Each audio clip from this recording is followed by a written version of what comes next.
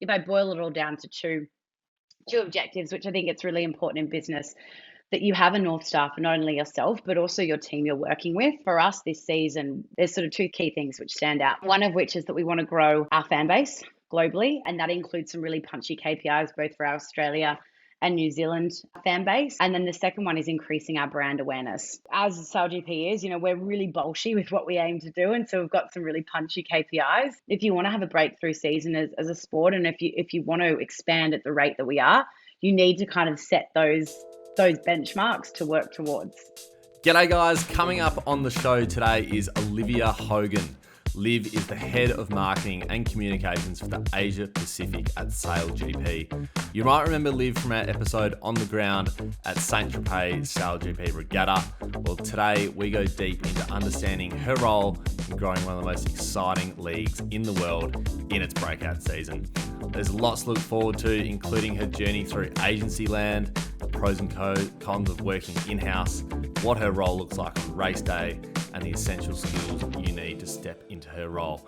Oh, and she's also hiring, which is very exciting. So there's lots to look forward to and lots more details on that. So let's go. I started volunteering. It's all about who you know in sport. Am I going to be calling the last 10 seconds of the grand final? You can connect with the interviewer. The hand goes up when they've got to make a decision. Having a network is one of the most important things you can do. I didn't necessarily follow my passion. I followed my curiosity. Once you've worked in sport, there's no going back. And then lo and behold, before I left, I got offered two.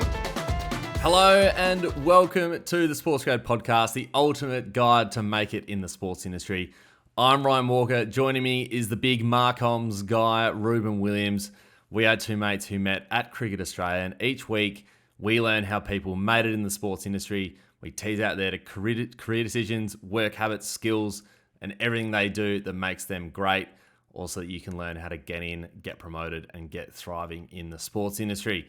The big Marcoms guy, how are you, my friend? G'day, Ryan. I'm doing terrific. Thank you. Another big week on Marcoms from a SportsGrad perspective. But this time of year, it's the big topic going around in any workplace is always what's happening for the Christmas party.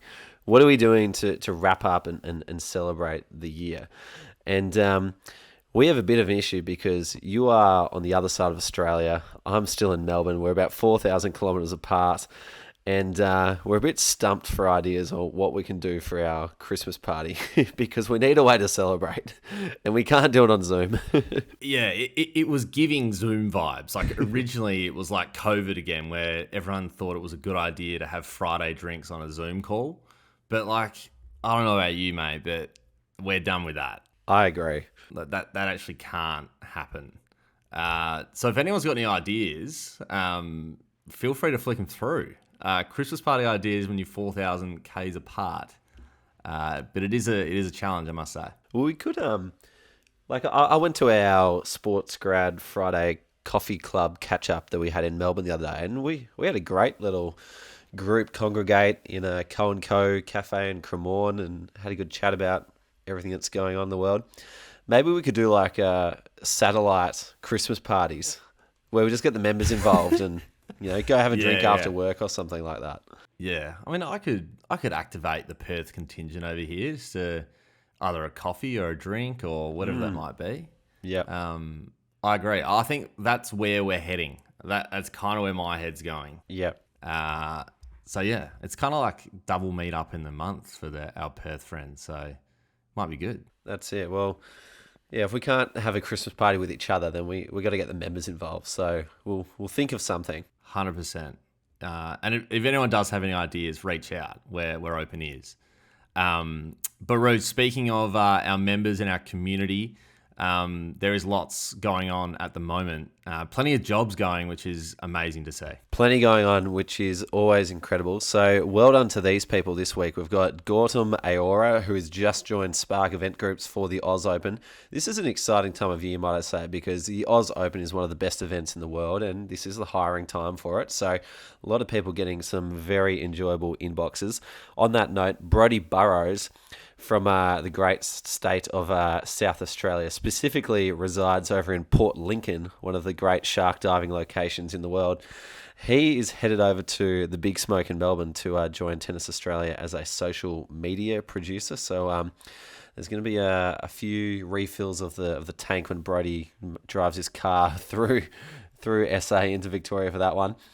Then Matthew Karagic has also landed a role with Be In Sports as a marketing assistant, which is a terrific job in a terrific organisation.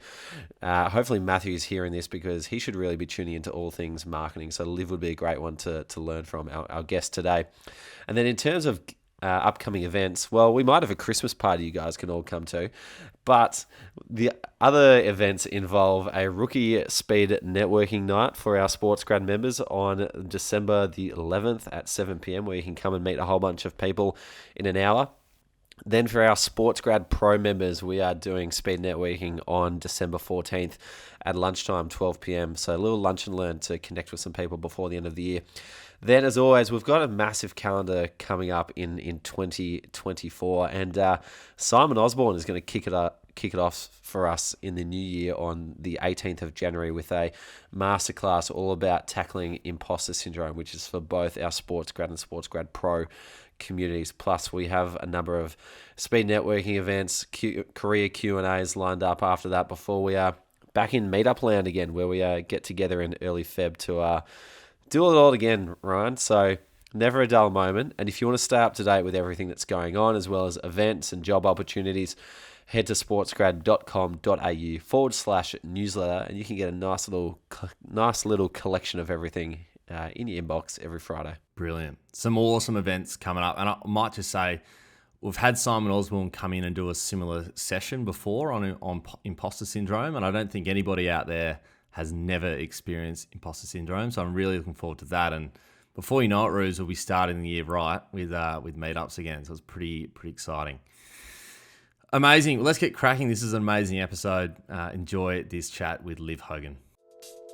Rubes, we know as much as anyone the stress of receiving your ATAR score. You're absolutely right, Ryan. I remember stressing for days waiting to get my score, and I thought if I didn't get it, my life would be over. Ruse, I was the exact same. I still remember the day I was holidaying in Hawaii, getting my ATAR back and thinking the world was literally about to end. Well, for those of you who are like us, don't fear, because Deakin University are here to help you take the next step with confidence. Whatever your ultimate career looks like, Deakin will equip you with the skills to make it a reality. God, I wish I had this kind of support back in the day. Visit Deakin on campus between 11 a.m. and 4 p.m. on Tuesday, the 12th of December, to chat to course experts about your study options, the application process, or join a guided campus tour so you're confident in your preference decisions. Choose the #1 Victorian university for graduate employment. Preference Deakin #1 and search deakin.edu.au/choose for more. Liv, welcome to the SportsGrad podcast. Awesome. Thank you so much for having me here, guys, today. I've been an avid listener and got to meet Ruben, just a few events ago in Saint-Tropez, which was very fabulous. So it's awesome to be on and to chat to you guys today. It's our pleasure, Liv, and good to see you again as well. I think last time we were walking around the tech hub with hard hats on and high-vis vests whilst these cranes were lifting these incredible boats up in the air everywhere, which is incredible exposure for myself to get. So thank you again for showing me that. How has the rest of the sailing season been going since I left you in France? I know Saint-Tropez actually seems like a bit of a distant memory for us. We have, taken 2 more events since then. So we went to Taranto in Italy, and then we also went to Cadiz, which is in Spain. In terms of the Australia team specifically, their results, they are still #1 on the leaderboard, which is super impressive considering they actually haven't won an event yet this season. And it was great to have our Kiwi side back on the water. You may recall, Ruben, they had an extraordinary scenario unfold for them in Saint-Tropez where their F50 wing actually blew up. Essentially, we've never seen it before in the league. So they were unfortunately unable to sail for some time, but are back and are definitely hunting the Aussies, let's just say, in the leaderboard. So it's going to be interesting to see what happens next as we head into sort of our side of the world, going into Dubai next week, and then Abu Dhabi, and then back to APAC. I did want to ask about the New Zealand wing, because that was incredible. And even just being in the tent after it had happened and seeing it up close was phenomenal too. How many races did that keep them out for? I will shout out to our incredible tech team, who essentially did have to rebuild the wing. They had to miss the event after Saint-Tropez, which was Taranto, but then were back in Spain, which is, to be honest, quite a miracle and an incredible feat. We're just lucky that we've got a centralized tech team, and that features, boat builders, hydraulics, and so they were able to essentially do a lot of the build on the go to get the Kiwis back on the water. And Liv, for those tuning in, how long between races are we talking? It's a great question. This is our biggest season to date in terms of the sheer number of events we have. I would say at the moment we're almost having an event per month, which is a far cry from what we were in season one. I think we had 5 events spanning over the year. So definitely you can see we're sort of building our portfolio of races with the aim that really this will be year round. Yeah, nice. Awesome. Well, just hearing that little snippet's got me pretty pumped to jump into it. But before we do, and like you said, you're an avid listener, so I don't need to explain the format of the podcast to you, but we've got our quickfire questions, which we start with. So I'll start. What was the first ever job? So I was really hungry to work. So I remember when I turned 14 in 9 months, which is the legal age in Australia that you can take on a job, I was absolutely hitting the pavement and targeting every local shop in Eastwood, Sydney, which is where I'm from, asking them for a job. I think they all just thought, who is this little rat bag turning up in a school uniform asking for her first paid gig? But I managed to get one with Eastwood News Agency, being a sales clerk.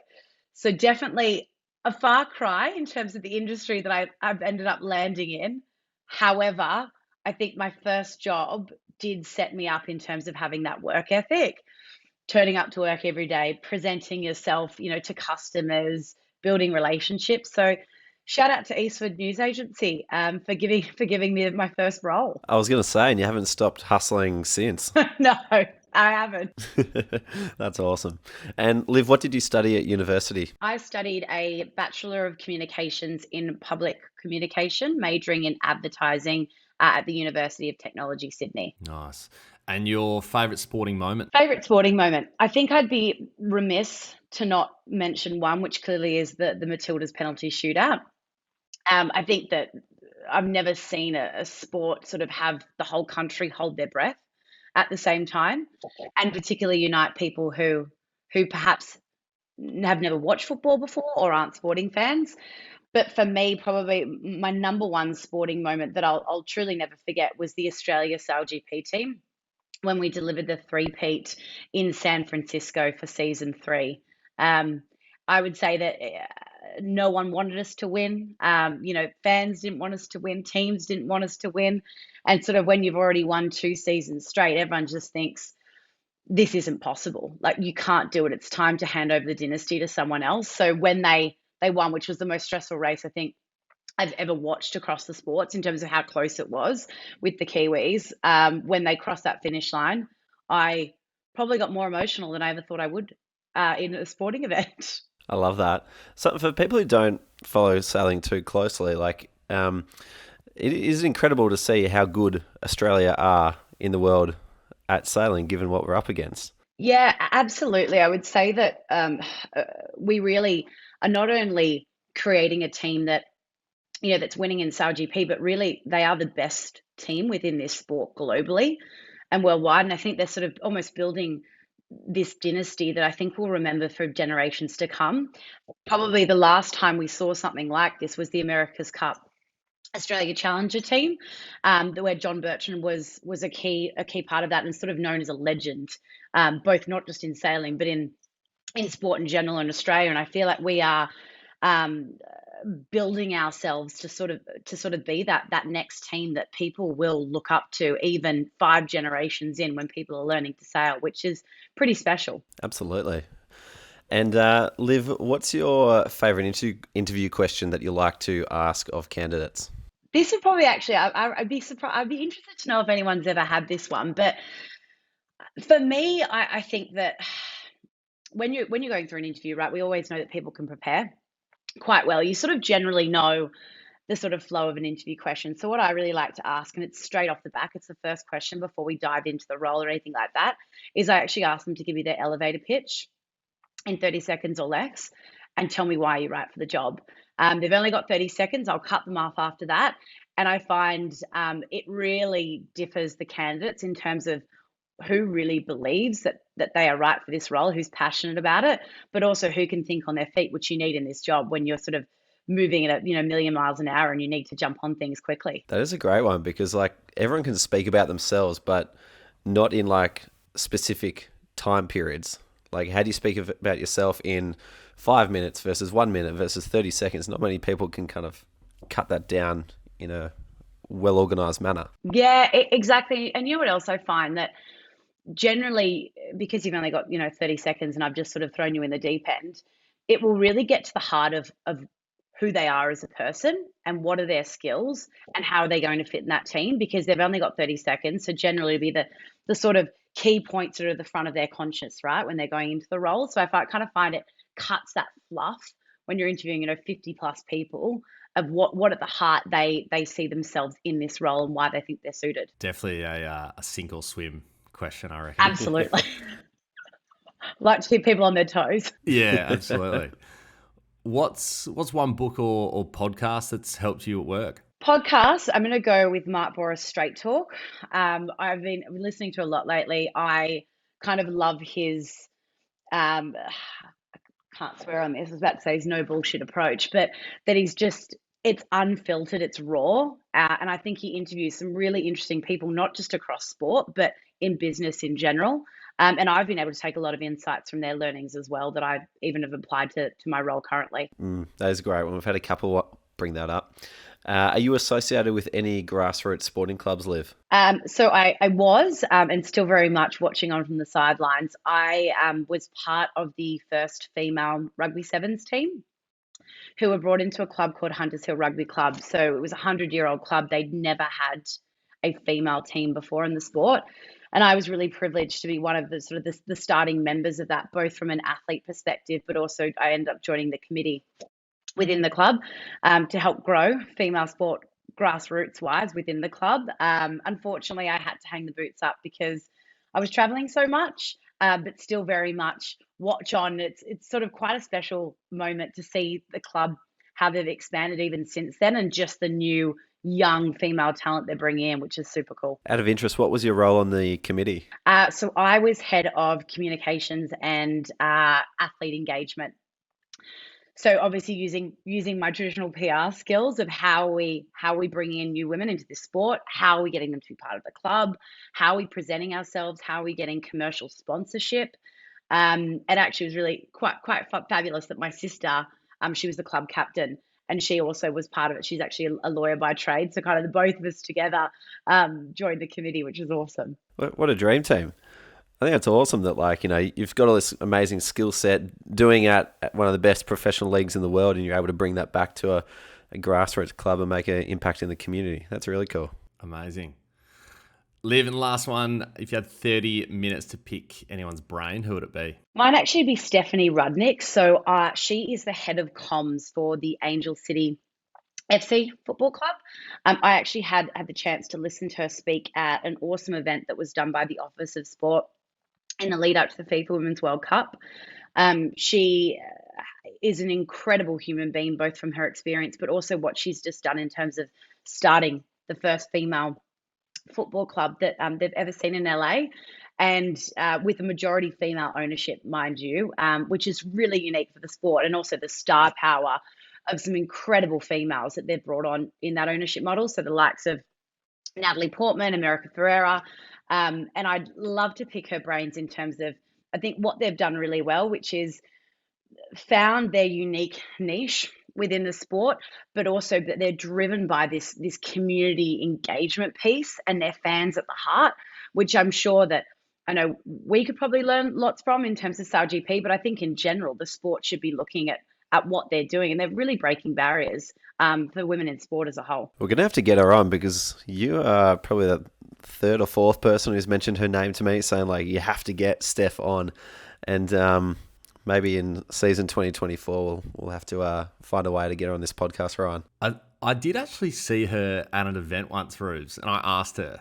So if Steph would be listening, obviously, so this is a little, maybe just a reminder about that conversation, and she was more than happy to jump on. So stay tuned. 2024, Steph's coming to the pod, 100%. Liv, we'll have to get in touch and ask any questions you want to pass on to her. Oh, I could take up the whole session just with my questions, but I'd suggest that she's absolutely awesome. And from seeing her speak at this event, she was super inspiring and really passionate about what she does, which is what it's all about, right? You need to love it and to believe in it to work in this industry. So she's definitely at the forefront of that. Well, let's dive into your career now and a bit about your journey into sport and a bit about what you do at SailGP. And I'm glad you mentioned that it's super important to love what you do, because to kick things off, we'd love to know, what do you love most about your job with SailGP? It's a great question. Probably if I were to kind of pick my top selections, one, it's being able to tell the stories of these athletes and teams that are pioneering our sport and really redefining this concept of sailing as we've previously seen it. I like to think that I'm a bit of a storyteller in terms of what I'm passionate about and what I'm good at. So for me, having the opportunity to celebrate these athletes and what they've accomplished is something that I love most about the job.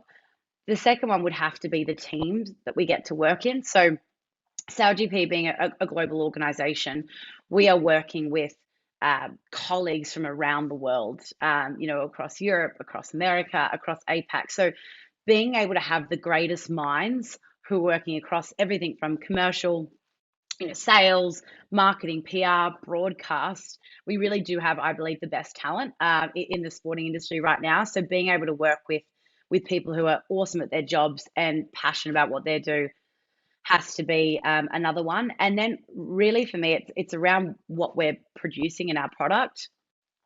I know I've said this previously, but we really are redefining racing as it's known. And I think to have a sport that, one, is sort of redefining that concept of how you can watch sailing and bringing it closer to fans with stadium style racing, but also being a sport that has the ambition to be the world's most sustainable and purpose-driven global sports and entertainment property. That is new, and we're seeing sport and entertainment platforms sort of slowly get there, but we really are pushing the boundaries in terms of, I guess, incorporating sustainability into our DNA in terms of what we do, which, as we know, with climate change, we need to be looking at how we're going to safeguard our planet for future generations. So it's awesome to be part of a business that truly and wholeheartedly is trying to work towards creating a better planet for our future. I think particularly what you said on the people front, like I was there in Saint-Tropez and got to experience firsthand just how far and wide all these people have come together. And I think it was when I met this bloke called Walker from the US, who's like one of like ex-Navy SEAL or something, now is like a, search and rescue deep dive guy who's like there to, make sure everyone's can get through the race okay, who had this like very specialized skill set that had to be developed in the military, and he's brought it across.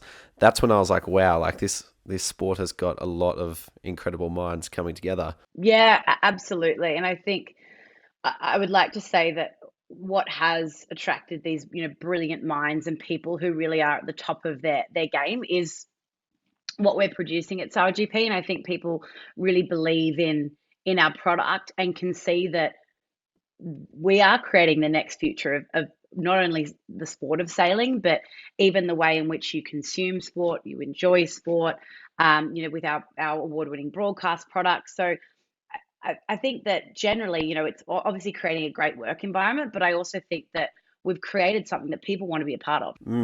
Well, even Melissa Lawton, Chief Content Officer, I caught up after her podcast with her in London and said, like, are you ever tempted to come back to Australia? I think she's been away from Australia for a while now. And she said, like, no, like the challenge and the excitement of working on SailGP has like got me very glued in here. So like, even for people like her, it's like, there's nowhere else in the world like you'd rather be. So it is quite incredible what you guys are producing. Yeah, exactly.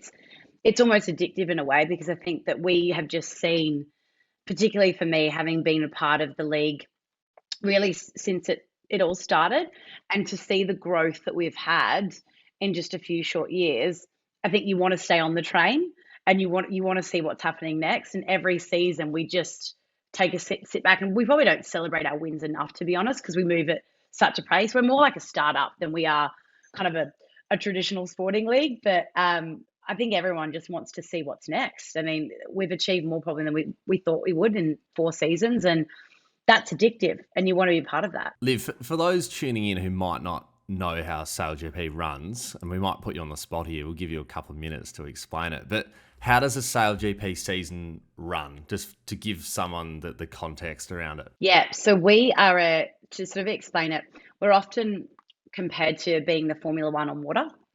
So for those motorsport fans who may be tuning in, it's quite similar in the way in which we format it. So it's a global championship. So we've got national teams. We've got currently 10 national teams in the roster, and those teams are all competing in what I like to kind of call that nation versus nation rivalry, which I know as an Australian we absolutely love. And they race in really short, intense races that are sort of designed to almost be stadium style racing. So most of our events, you'll see that where the fans are, it's almost like we build grandstands and a race stadium, as we call it, right against the water, which is quite revolutionary for sailing. For people who may have seen the likes of America's Cup, Sydney, Hobart, it's all offshore. It's away from the fans. Unless you've got a boat, you can't watch it. Whereas SailGP is really trying to break that barrier and allowing the fans to get right in the heart of the action. And then the boats that they sail, so they're all identical, what we call F50 catamarans. So they're these supercharged foiling boats. They can go up to ripping speeds of up to 100 kilometers an hour. And all of the teams are racing identical boats, which means when you look at the race results, it really comes down to the best athletes on board, as opposed to other sporting concepts, even F1 to a certain extent, where it's about the level of cash investment that you can have to adapt your race car. Or in the America's Cup, it's adapting their boats. So it really levels out the playing field, which means that really the best team in the world, they're the ones that are winning this thing, which in terms of our team roster, you'll see it features the sport's best athletes. We've got literally the best sailing athletes across every nation competing in this league. That is the part that I think I find most interesting about the sport, is that every single boat is identical and everyone's got the same garage team. It's not like anyone's like doing secret stuff. Like everyone kind of has to like confine to the same rules and whatnot. Like you mentioned the New Zealand boat wing, it's gone. It's like, same people are building that as who are building the Australia boat. Whereas I think, my only criticism of Formula One is that, Max Verstappen wins again because he's got the fastest car, or, Lewis Hamilton was doing it for years and then it became a bit predictable. Whereas this is, as you say, putting the best athletes and their skills to the forefront of who wins. Yeah, exactly. And I guess because we've been able to attract sort of the best talent across all of those countries, we can confidently say that this is a race of who is the best in the world. When you look at, we've got Tom Slingsby, we've got Sir Ben Ainsley, we've got Jimmy Spithill, just to name a few. And then we've got amazing athletes like Nina Curtis who have joined this roster of talent. It really is setting the standard for who is the top dog in this sport in the world. The other thing that I'd love to get you to explain is how the ownership of the teams are structured too, because from what I believe, the league started owning all the boats and then sold them out. How has that worked and evolved over these seasons? Yeah, so our championship was founded by Larry Ellison.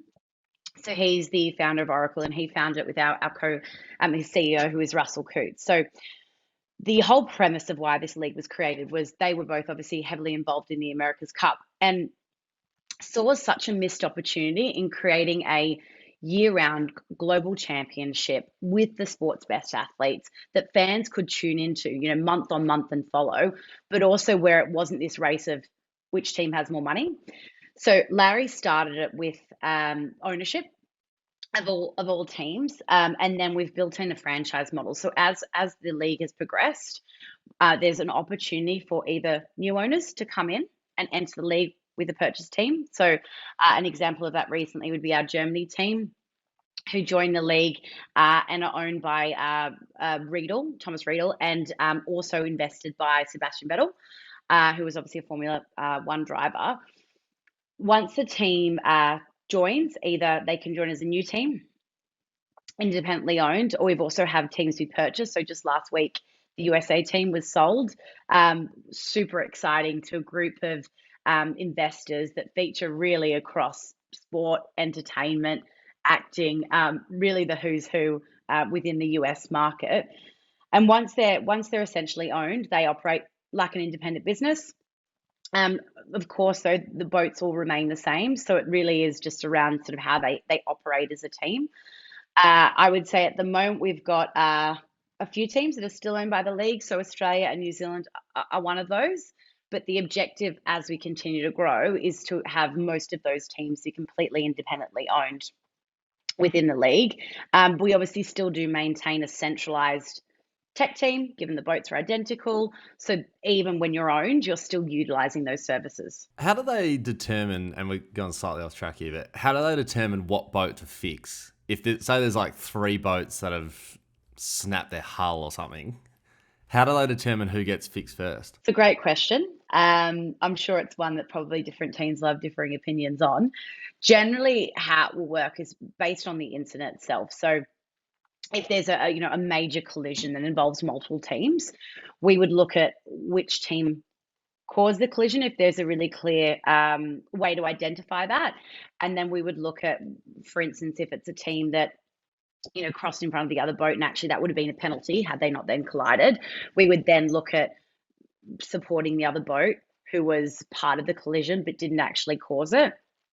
We also look at what the level of damage is, and then sort of create almost a working roster of where do those repairs sit, how quickly can we get them done. If there's perhaps some that are, and I'm obviously speaking outside of my wheelhouse slightly here, but they generally do an assessment of what's feasible in the time that we've got before the next race, what gear do we actually have on site which can be used to fix them, and then we sort of make that decision from there.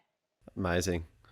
Well, I think for anyone who didn't know about the sport, they're probably, hooked in now and looking for jobs around the world. Let's talk about your journey. How did you find your way into SailGP? What were the series of steps and jobs that you took from that news agency to landing at SailGP? Yeah, it's good old Eastwood News Agency. I feel like I've got to run down and tell Harry, my old boss. He'll be thrilled. Yeah, he'll be very proud. He'll be very proud. So I obviously started at uni at UTS and actually majored in advertising. I always have had quite a creative mind, so I kind of always saw myself sitting in that sort of ad agency, doing major brand campaigns for sport. And it was quite serendipitously that whilst I was studying, I was really hungry to get work experience. And I was hunting around looking for internship opportunities. And a friend of mine had mentioned that an agency that she knew of called Max Thomas PR, who are now officially sort of known as Stark Matthews, who purchased the agency. She knew the team lead who sort of ran the intern program. And I'd done quite a bit on PR within sort of some of my subjects. I thought, that sounds like an awesome opportunity. I went, I interviewed, I got the internship. So I ended up working there 2 or 3 days a week, unpaid, for quite a while. I want to say it was about 9 months. Interestingly, that was a beauty and lifestyle PR agency. So had nothing to do with sport.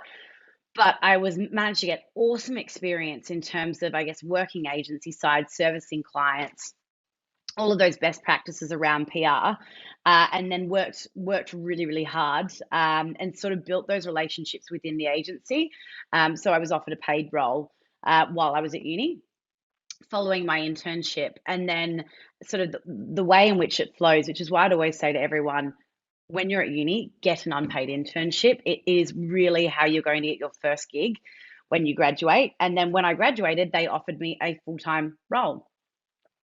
So I worked there, for I want to say about 2 years, worked my way up. And then the agency was sold to Stark Matthews, 2 amazing females who own that, which I just love to see. And they were brilliant. But I actually ended up getting approached by another former colleague to work for Thrive PR.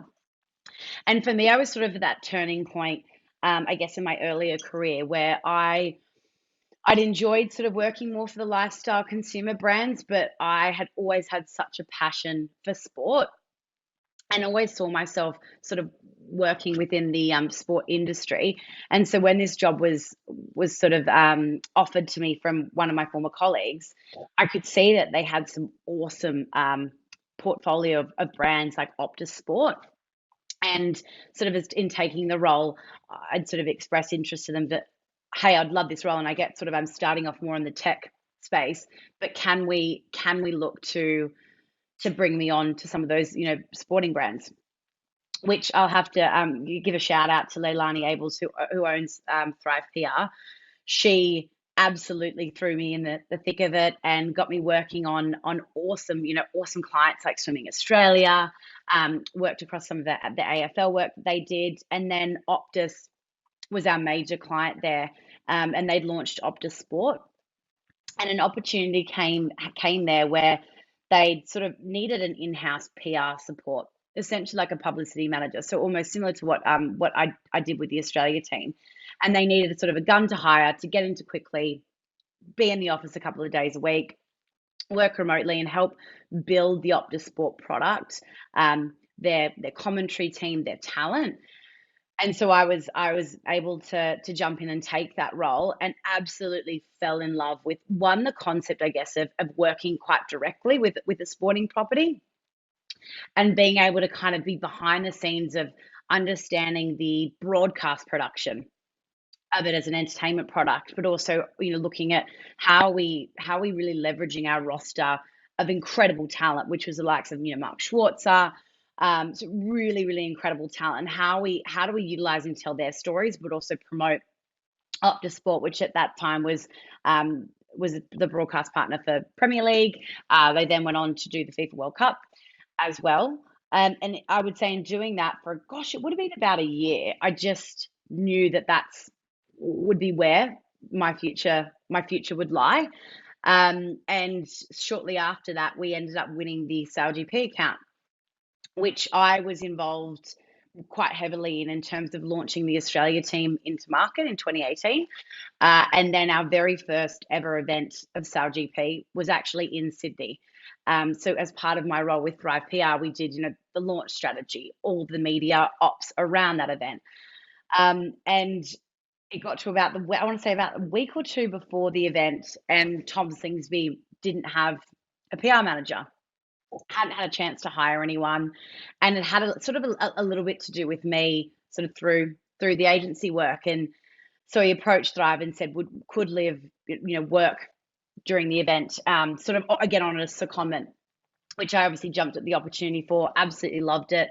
And then sort of the rest is history in terms of how I sort of then went over to SailGP. And yeah, then I was there ever since. I love that.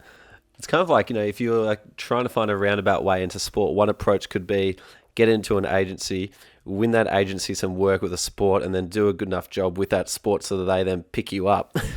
I know. I don't know if everyone was completely thrilled about it, but it definitely was the way. And I mean, I'm always a big believer of opportunities will come to those that want them and that are hungry for them. And so kind of every opportunity I was given by Thrive, I tried to work really hard, deliver really strong results, build those relationships, which I think just kept allowing me to then enter that next opportunity, when we went to pitch for SailGP, of being able to sort of be really involved in managing that account and bring it to Australia. Yeah, I think that's the route, Rubes. I think you definitely hear a lot of stories of people going to agency land and going to rights holders, so it's a nice little path if people are looking to get in.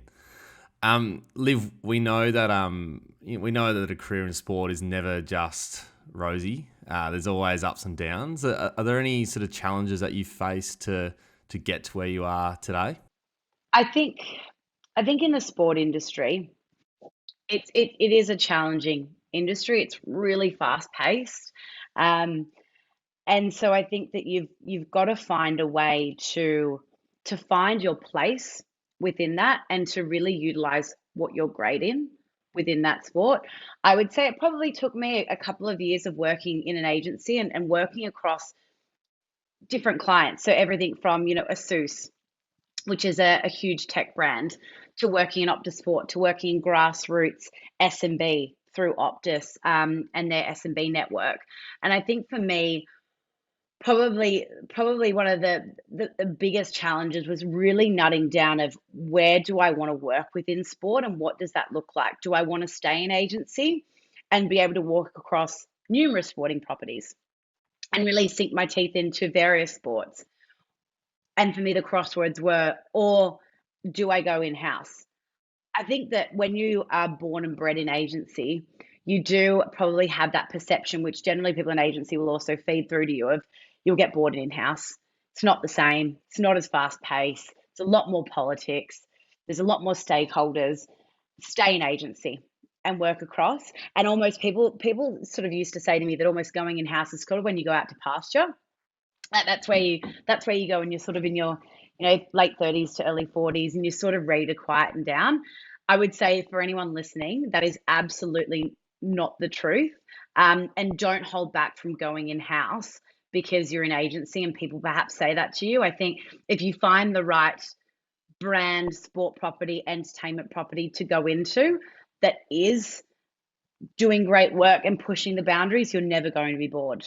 It's such a common challenge that a lot of people face, like what do I do with my career and where am I best fit? And not only just like the type of work, but like the type of people that, who you work with, or, what their office is like, or, where the client is, like where you're going to do the work. Like there's so many different factors involved in finding the ideal workplace. And it's funny you mentioned the perception of working in-house versus at an agency, because Ryan, I reckon I remember saying to you back in the day when we were at Cricket Australia, something along the lines of like, are we here too early? Like, have we made it into commercial at Cricket Australia too early in our careers? Like, should we be out doing fun stuff like game development or something else? Like, so yeah, those little things like kind of do chip away and form a perception of, what should you be doing with your life?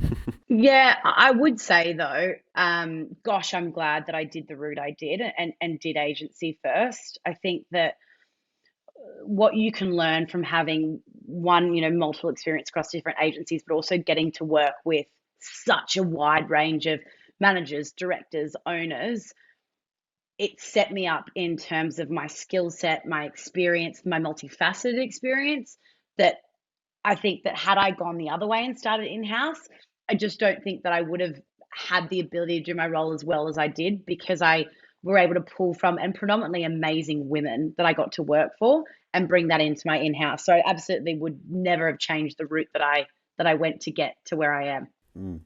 It's kind of like how people who grow up playing lots of sports end up better at one particular sport by the time they're ready to go professional, as opposed to people who just go all in on one. Liv, in terms of the work that you're doing now, what's the main objective for you and your department? And are there any specific things that you guys get measured on in particular? Yep, that's a great question. I would say for us, we're sort of, our positioning is we're in our breakthrough season here at SailGP. And there's sort of two key objectives. If I boil it all down to two objectives, which I think it's really important in business, that you have a North Star for not only yourself, but also your team you're working with. And for us this season, when I sort of boil all of those elements down of our roles, there's sort of two key things which stand out. One of which is that we want to grow our fan base globally, and that includes some really punchy KPIs, both for our Australia and New Zealand fan base. And then the second one is increasing our brand awareness. And that's sort of cultivated through several channels. So that's everything from our brand awareness, from a digital perspective, from a broadcast perspective. We work with YouGov, so we're actually going out and reporting on how that's shifting.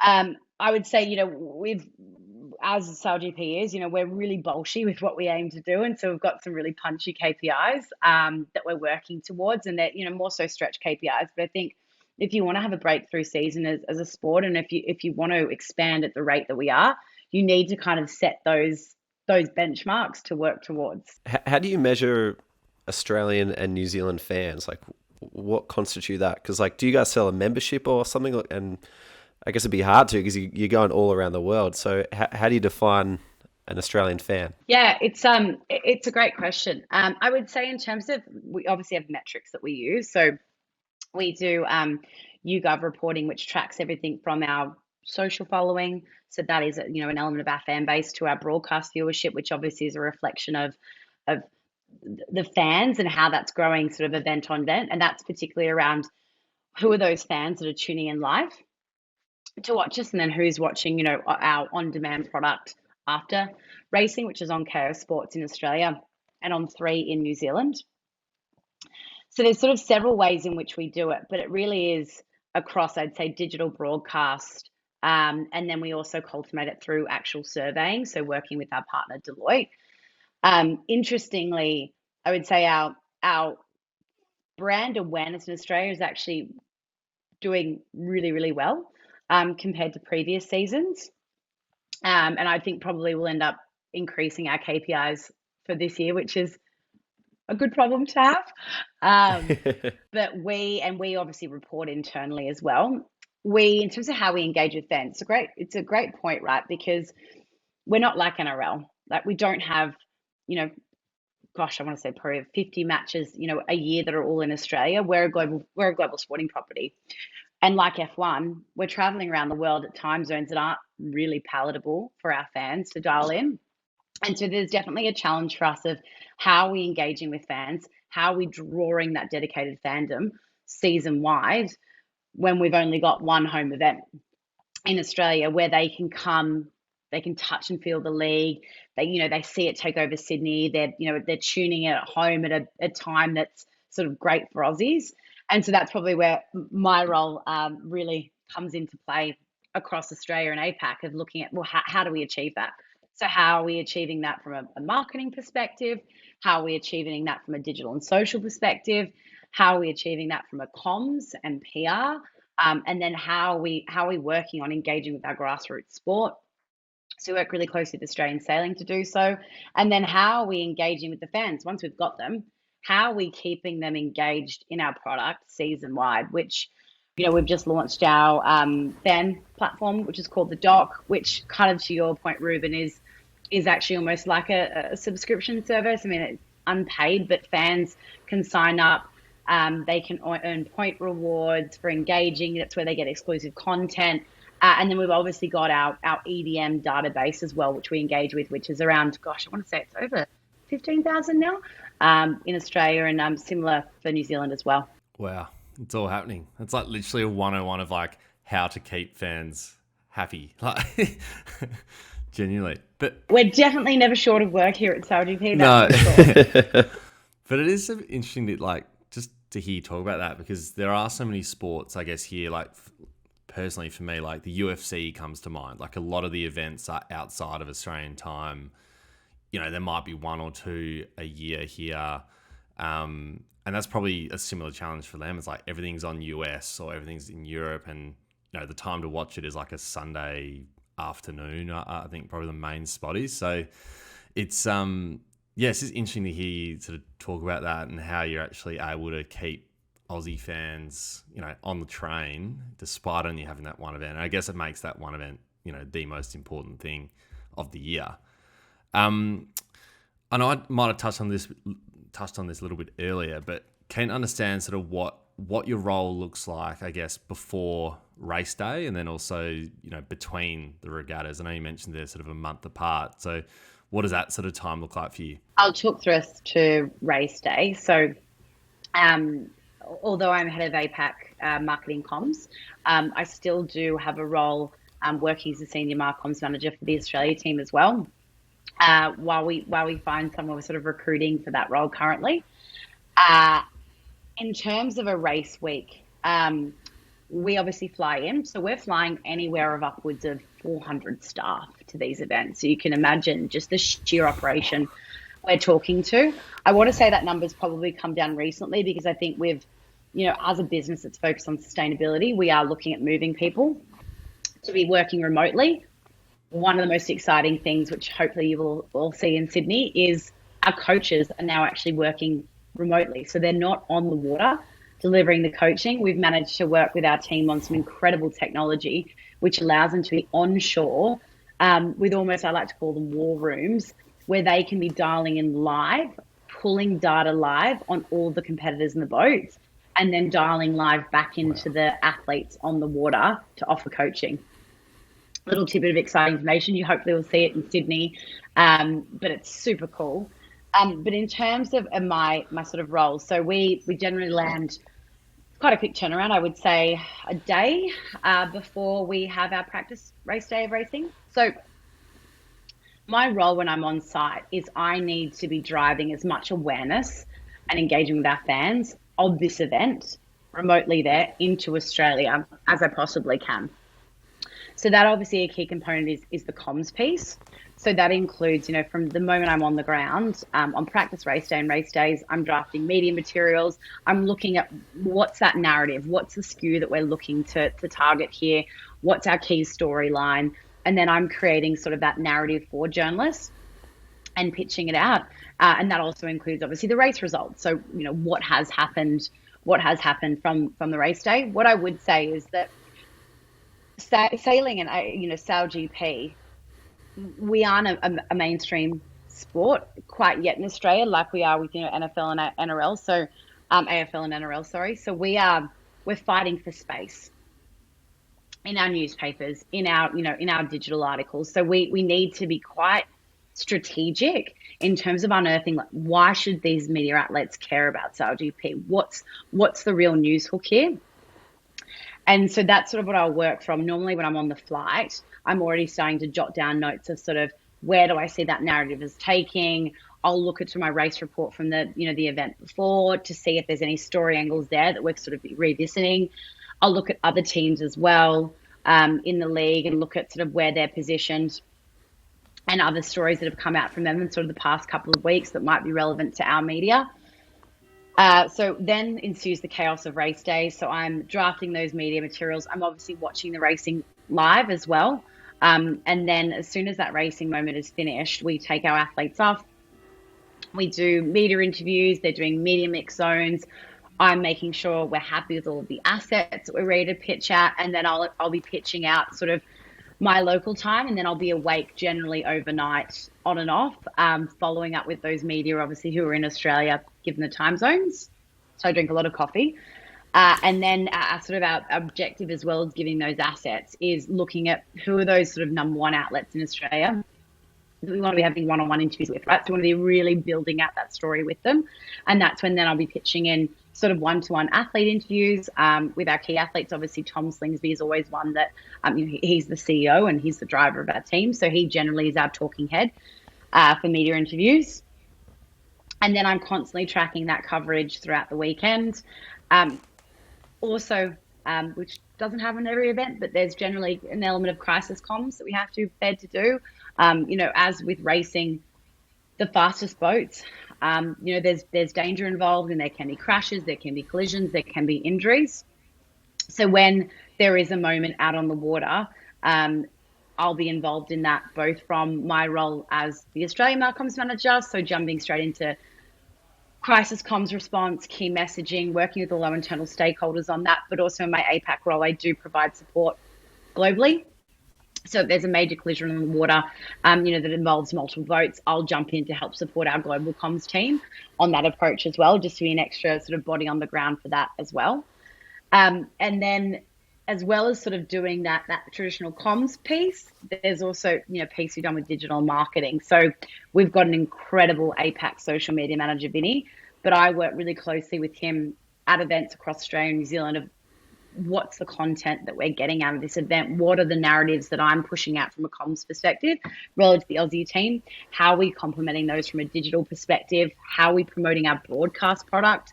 So how that kind of really sort of starts a week before, but how are we getting people to drive and tune in live? So that is another key element. And then also obviously support the New Zealand team. I've got an amazing Marcoms lead there in New Zealand. So I'm more there just as a sounding board, particularly if an incident pops up. And then when we sort of wrap up, a key part of the role is also reporting. So I'm looking at how we're reporting back to our internal stakeholders, how are we promoting the awesome work that we've done across Australia, how are we communicating that to our partners, so our event partners and our team partners as well, to make sure that, internally our work is being seen, but also that we're managing that externally and managing that with our partners that we've got on board as well. That's in a really short nutshell. I feel like I could go on for like another half an hour. That's so good. If someone wanted to know, like, what your job title does, you've just given the greatest little synopsis of all time. No wonder you need someone in that role for sure. Where can someone find you if someone wants to apply for that job? Please hit me up on LinkedIn. My name's Olivia Hogan, surname. And you'll find me on LinkedIn. So by all means, shoot me a message. You could be on the water sailing around the world with the SailGP team. You can get a little bit more sleep, Liv, and they can maybe take over some of that midnight sort of comm stuff. That'd be good. Absolutely. Liv, you're a media and comms gun. What is one or two skills that you reckon have served you well over the journey? It's a great question.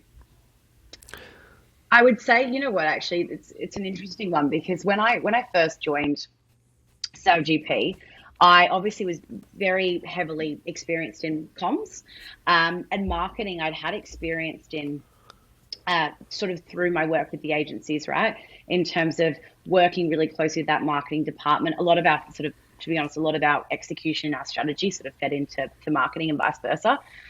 But I would say my holistic understanding of how you can promote something to the masses and create those human interest stories has set me up really well in my expanded role as head of marketing for APAC, as well as that comms piece. Because when you look at marketing, fundamentally, you're trying to engage with fans and you're trying to bring SailGP in the hearts and homes of people who have either never heard of SailGP or they're a casual sports fan that love watching sport, but again, they sort of have a preconceived notion of sailing. So I think that storytelling element that I really refined in my comms roles in agencies has really helped me in terms of building that marketing strategy narrative locally here in Australia, and also then looking at how we're doing that effectively in New Zealand as well.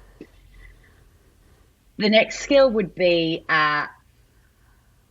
probably internal stakeholder management. So again, this is another shout out to having agency experience, because when you're in an agency, you're obviously managing multiple clients, multiple internal stakeholders as well. And when you're working for a huge global company, there are several internal stakeholders that you have to manage and work with, both within your sort of area or department, but also, senior leadership team, execs. And so having that experience of how you're, one, promoting the work that your team is doing, but also managing their expectations, differing expectations across different departments, managing timelines. That for me is a skill that I feel like I've really developed over the years, and one that you really need in this role. And I would say even, in my previous role as a team marcoms manager, even as, sort of a senior manager, even as an exec, you need that skill set. And I think it's a really critical part of being able to develop yourself in the business, but also developing your personal profile within the business, is your ability to manage those stakeholders. Amazing. Well, I'm sure there's a lot of up-and-coming marcoms people who would be honing in on those right now. One last question before we wrap up. For anyone who looks at the sports industry and just thinks about the major sports in, say, Australia, AFL, NRL, cricket, and thinks that's a be-all and end-all, what would you say to them to get them to consider sailing? I think what's unique about SailGP, and look, I'm a ride-or-die NRL fan, so totally get the attraction. I'm a Newcastle Knights fan. I think for SailGP, what I think it offers to young up-and-coming talent that perhaps NFL and AFL don't have is the ability to work on a property that's got global impact. We're talking about a league here that is broadcasting, I think it's over 187 territories worldwide. And you're working in an environment where, as I mentioned before, for the good or the bad, we almost operate like a startup, which means we take risks as a business. We're willing to try new things. We're hungry to constantly improve and evolve, which is such a great experience to be in, because your voice is heard, but also no idea is too crazy for SailGP. And we're constantly looking at how do we push the envelope for how people are watching and enjoying sport. And I think perhaps with, looking at Australia, some of those other sporting codes, they've got such a rich and long history, but quite often they're a very slow moving beast. And I think that for me is what is so unique and sexy about SailGP is that we are running at 1,000,000 miles an hour. We're in season 4 and we are willing to take risks as a business to really challenge what the concept of sport is, the concept of sailing, the concept of how broadcast is consumed.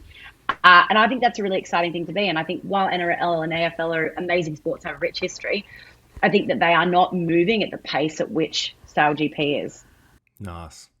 Well, if you're listening and you want a fast-paced environment and don't want to be stuck in the mud, I think SailGP might be for you. Ruse, before we wrap up, any other episodes people can listen to around? Obviously, we've done SailGP before, but sort of this marketing comms area as well.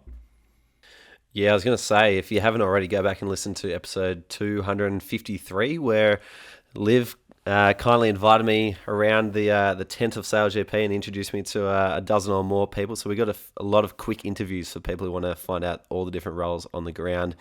And for people who want another taste of SailGP, we're actually getting Basha from Media Operations on the panel of our next Sydney meetup in February, which is a week before the Sydney SailGP event. So a couple more opportunities there. Otherwise, Hayley Hamp was one of our early marketing guests, which was episode, I reckon, 20, way back in the day. Long time back. 240 odd episodes ago. Yeah, so if you want to hear about marketing at the Collingwood Football Club, which would be quite interesting, then you can go get a taste for it there. Amazing. Well, Liv, we might wrap it up there, but just want to say it's been absolutely awesome chatting to you. Rubes obviously told me about his amazing experience at the SailGP, but just chatting to you and hearing about your job, first of all, it sounds absolutely elite. Absolutely love it. And it does sound fast-paced, but also just your journey to get to where you are now. And it just seems like you love what you do. It really comes out. So, we really appreciate you giving your time today. And, can't wait to check out SailGP in February in Sydney. Awesome. Thanks so much, guys. Hopefully we'll see you in Sydney. I think you've got to get along. 100%. It's in the calendar. Absolutely. We'll be there. I'd also say it's probably the best event. I know I sound completely and utterly biased, but nothing beats Sydney Harbour. Yes, that's very true. Guys, it's time now for the people segment of the podcast, Ask SportsGrad, where every week we answer a question directly from our community. If you'd like to ask a question first, you've got to become a SportsGrad member. Our next community intake is happening in February 2024, so very, very exciting. Ruse, this one comes from Pranav, one of our absolute favourites inside the SportsGrad community. This is a fun question. I kind of like it. He says, how do you respond in an interview if the interviewer asks, do you have a favourite team you support? Great question. And I would love to know if Pranav has asked this from the point of view where the team is asking if they are your favourite team, because that kind of changes the dynamic a little bit.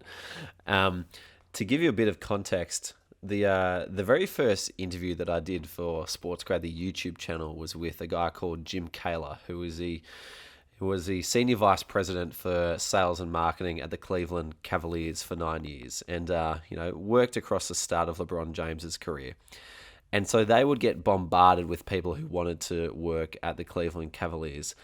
And so in response to one of my questions to him, Jim said to me, when we see the superfan walking through the door, we get nervous in a hurry. And that has stuck with me ever since. That was literally the first ever interview I've ever done. And he paints a really nice picture, because you've got to understand that sporting positions are in a very luxurious position where they do get a lot of interest. So a lot of people want to work for them. But what will get you in the door is understanding what you can do for the sport. So as long as you can show a sport that you have a specific skill set that can fill a very specific need and solve their problems, help grow their sport, make them money, improve their operations, whatever the job requires, as long as you can focus on that, then I think it's okay that you share that you have a favorite team, because you probably wouldn't want to work in sport if you didn't have a favorite team.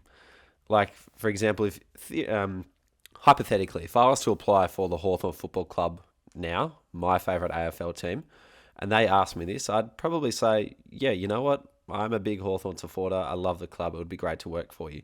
But that's not why I think I'm a terrific candidate. I think I'm a terrific candidate because of 1, 2, 3 things that fit the job description that they are hiring for. So I think there's no problem with acknowledging it, but just make sure you back it up with tons and tons and tons of evidence of why you actually are the best person for the job. And I reckon they can sniff out a super fan. Like if you go over the top, they can tell.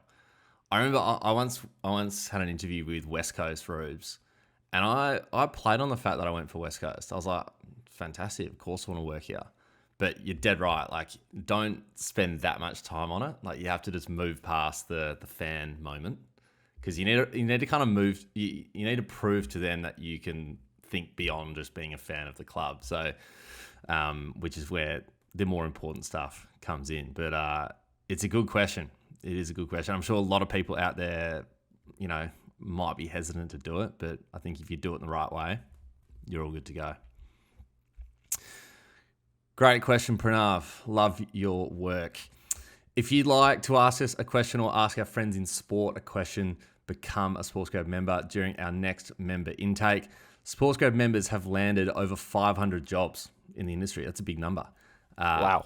Yeah, it's big time. And inside you have access to exclusive content, job boards, events, and a huge networking sport at your fingertips. So head to our website and stay up to date by joining our newsletter.